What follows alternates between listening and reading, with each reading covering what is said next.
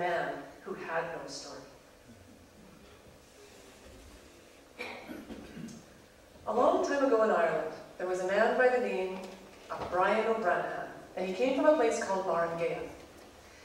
Now, Brian made a living collecting reeds. He cut these rods, as they call them in Ireland, or we might call them willows, and he'd weave them into baskets, and then he'd go around to the county fairs and markets, and he'd sell them and make a little bit of money, just enough for he and his wife to eke out a living. But he'd been all around the district for years cutting these rods, and there came a time when there were no more rods to be found. He cut them all, and he didn't know what he was going to do. He was desperate. Now, this was a really hard time in Irish history. The English were putting a squeeze on the Irish, and it was hard for anyone to make a living. And so when Brian couldn't cut rods, he didn't know any other way to make a living. He didn't know what he was going to do. Now, in fact, there was one place where there were still rods in the area. They were in a glen down the way. But it was rumored that this was a fairy glen, and so no one dared go near it. Now, you and I might think of fairies as these cute, benevolent little creatures like Tinkerbell that flit around very pleasantly. But the Irish have a healthy respect for fairies. And in their stories, the fairies can sometimes be nice. They can also be petty and mean, definitely mischievous. And so the Irish really try to stay at arm's length from the fairies. They don't cross them if they can help it. But when the day came that Brian had no choice, he knew he had to go into the glen. So he went home to his wife and he said, "Dear, make me a sandwich. I'll take it with me, for I'm going off to the fairy glen. And I pray that nothing will happen to me." Well, she wasn't too crazy about that, but she knew he would do what he had to do. So she made him a sandwich, he tucked it into his pocket, and then he gathered up his hook and his rope, and he set off for the glen. Well, it was a beautiful day. The sun was shining and the birds were chirping. It was grand, as they would say. And when he got to the glen, of course, because nobody had ever gone in there, it was full of rods. And it took him no time at all to cut enough, 2 big bundles. And he was just getting his rope out, he was going to wrap those bundles up, when a fog began to gather. Out of nowhere, it just came in. And in a matter of minutes, it was thicker and thicker. And pretty soon he couldn't see the path. And he thought, well, this is kind of strange. Middle of the day, sunny day, and all of a sudden we have fog. And he thought, well, I'm due for a break anyway, so I'll just sit here on this rock and I'll eat the sandwich that my good wife made me. And by the time I've eaten it, well, the sun will have burned off the fog, and I'll be able to take my load and go home. And that's what he did. But as he was sitting there eating his sandwich, instead of the fog going away, it came in thicker. And it came in so thick and so dense that it blotted out the sun. And everything turned black. He couldn't even see his hand in front of his face. Well, the last thing you want to be is in a fairy glen in the middle of the day when all of a sudden there's no sun. Brian got a very bad feeling, and his heart began to pound, and he began to panic. And he jumped up, and he looked to the east, and he looked to the west, and he could just make out a glimmer of light in the distance. And he thought to himself, well, where there's light, there's bound to be people. And so he set off for the light. Now remember, it was very foggy and very dark, so it was not an easy path. In fact, he couldn't even find the path. He was tripping and falling over rocks and stones and snagging himself on bushes. But he kept his eye on the light. Every once in a while it would seem to disappear, but then it would be back, and it grew bigger and bigger, so he knew he was getting closer. And eventually he walked right up till he came upon a house. And there was a fine light coming out the window, and a fine light coming out the door. And he poked his head in, and he yelled, "Hello, the house!" And there was an old man and an old woman sitting up at the fire warming themselves. And they turned when he said that, and they smiled, and they beckoned for him to come on in. So Brian walked in, he doffed his cap, he came in the chair, snuggled up in between them, and he introduced himself. He told them he was Brian O'Branahan from Barangay. And the man looked at him and he said, "Well, Brian, have you got a story you can tell us?" For in Ireland, that is what they do. When someone offers you hospitality, in return, you tell a story or sing a song or play some music. But Brian refused. He said, "Oh, no." He said, "I wouldn't be the man for the story." He said, "There's no stories of any kind in this head." And the old man and the old woman, they looked kind of disappointed. And the woman said, "Well, you should do something then in payment for our hospitality. Will you take that bucket there, Brian, and go down to the well and fill it up for me? You know, my old knees, they don't work as well as they used to." And Brian said, "Sure, I'll do anything but tell a story." So he jumped up, he took the bucket, he went outside, and there was a little path off to the side, and went down to the well. And he dropped that bucket in, and he was pulling it up, and then he set it down on the slate so the water could run off. And just as he set it down on the slate, a big wind came up, a huge wind out of nowhere. It picked Brian right up into the air. And it blew him to the east, and it blew him to the west. And when it set him back down again, where do you suppose he was? Oh, he wasn't anywhere near that well. In fact, he didn't know where he was. It was still dark, still foggy, and he couldn't see a thing. And he began to panic again. And he jumped up, and his heart was in his throat, and he looked to the east, and he looked to the west, and he saw a light. And he said to himself, where there's light, there must be people. And again he set off for the light. And just as before, it was a difficult trip, stumbling and falling, but he kept his eye on the light, and it was growing bigger and bigger. He knew he was going the right way. And eventually he made his way, stumbling and tripping, up to another house. And this was bigger than the last house. There were 2 fine lights coming out the window, and 2 fine lights coming out the door. And he poked his head in, and he saw that it was a wake house. The furniture had been pushed off to the side, and there were benches lining the walls, full of people.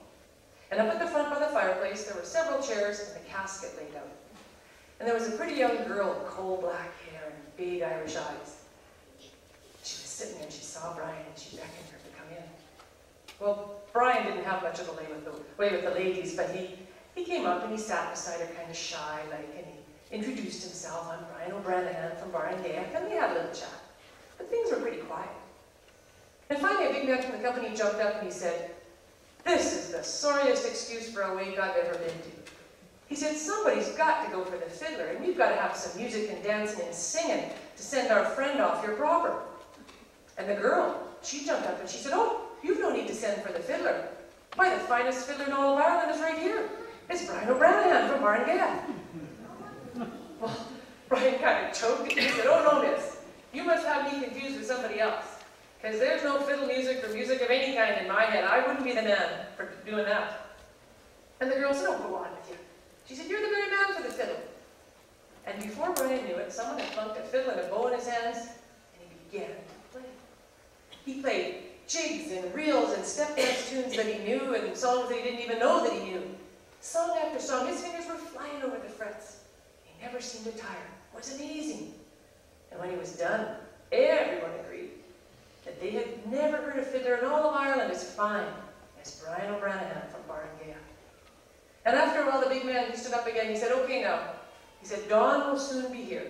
So we've got to wrap up the singing and the dancing now, and it's time that someone went for the priest, because we've got to say mass here so we can send our friend off proper to the graveyard.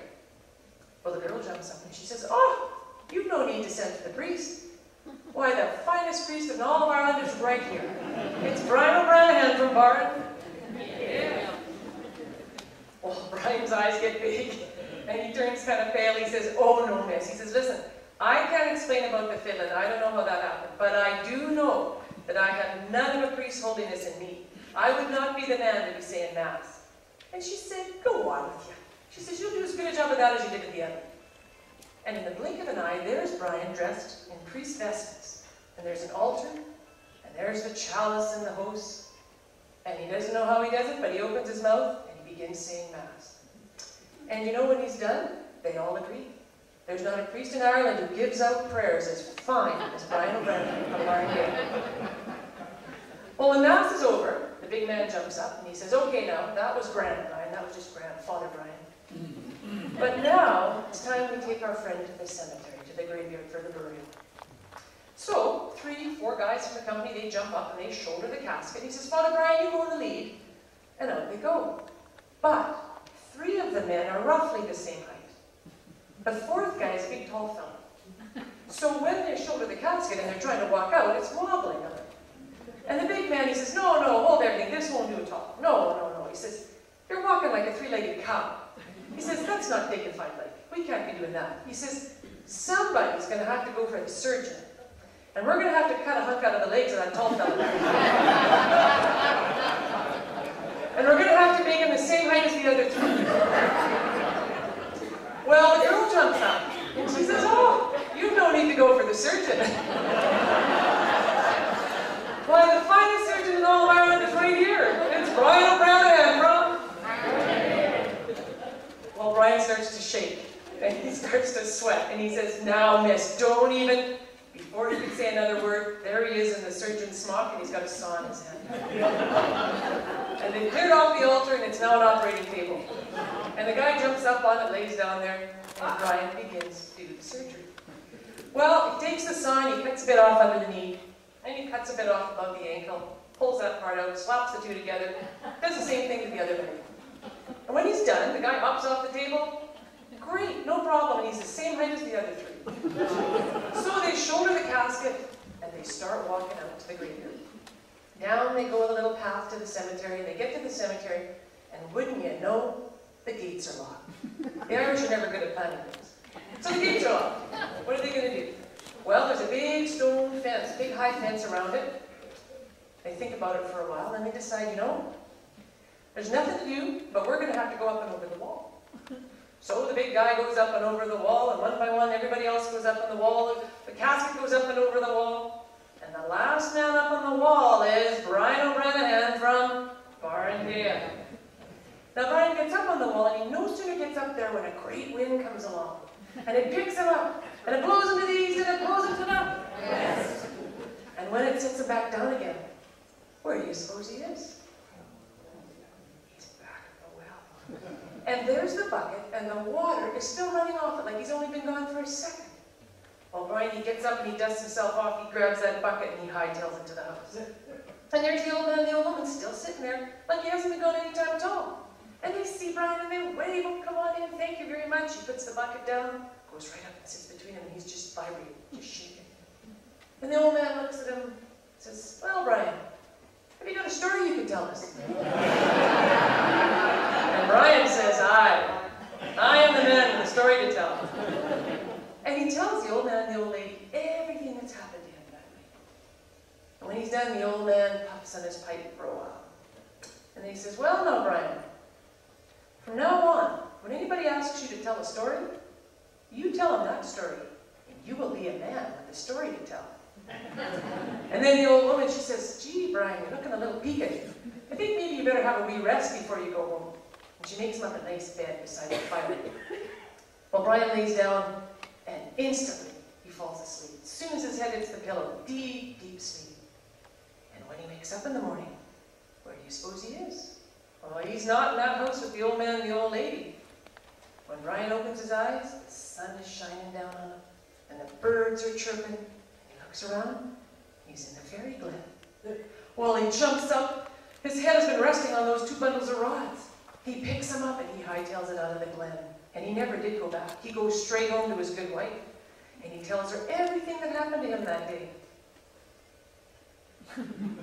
And from that day on, wherever Brian went, he and his wife lived a good many years, long and happy years together. But wherever he went in Ireland, everybody always said, oh, there's Brian O'Branahan.